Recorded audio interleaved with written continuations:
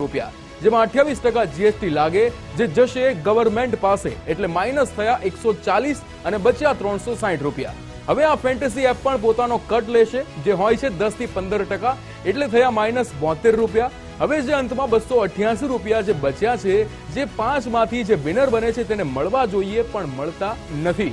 જીતેલી રકમ જ્યારે તમે ઉપાડો છો ત્યારે કપાઈ જાય છે 30% TDS, એટલે માઇનસ 86.4. પછી જેમ કે આસામ, આંધ્રપ્રદેશ, તેલંગાણા, નાગાલેન્ડ, સિક્કિમ અને ઓડિશા આ એવા સ્ટેટ છે જ્યાં આવી ફેન્ટસી એપને બેન કરવામાં આવી છે, એ હદ સુધી કે તમે જો કદાચ આ સ્ટેટમાં એન્ટર થાવ એટલે આવી એપ કામ કરવાનું જ બંધ કરી દે. પણ તમે વિચાર કરો, લોકોને કેવી લત લાગી છે આ એપ્સની કે એપમાં ટીમ બનાવવા માટે તે બોર્ડર પાર જાય છે અને પછી ટીમ બનાવીને પાછા આવી જાય છે.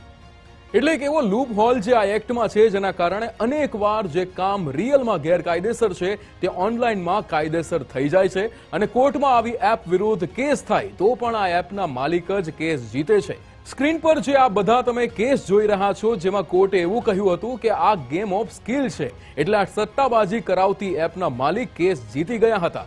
એક વધુ ચોંકાવનારો આંકડો તમને આપું. આઈપીએલ જેવી મેગા ઇવેન્ટમાં જેમાં 1.5 કરોડથી વધુ પ્લેયર હોય છે, જેની એન્ટ્રી ફી હોય છે 49 રૂપિયા. હવે ગણતરી કરો, 73.5 કરોડ રૂપિયા ભેગા થાય છે, જેમાં 33.28 કરોડ ગવર્મેન્ટ પાસે જાય છે અને 10.58 કરોડ આ એપ પાસે. અને યાદ રાખજો, આ માત્ર એક મેચમાંથી મળતા પૈસા છે. એક વર્ષમાં કેટલી મેચ હોય છે, અલગ અલગ સ્પોર્ટ્સની અનેક મેચ, અને 70 થી વધુ તો માત્ર આઈપીએલ મેચ હોય છે.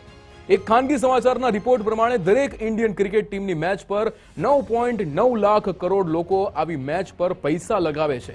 એટલે સવાલ એ છે કે ભારતની અનેક એવી કંપનીઓ કે જે ઓનલાઈન એજ્યુકેશન પ્રોવાઈડ કરતી હતી તે બંધ થઈ રહી છે, અને આવી કંપની જે સટ્ટાબાજીને પ્રમોટ કરે છે તે યુનિકોર્ન બની રહી છે. આ એપની એડમાં એક લાઈન તમે સાંભળતા હશો, ખેલો દિમાગ સે. પણ શું અહીંયા કોઈ સ્કિલ છે?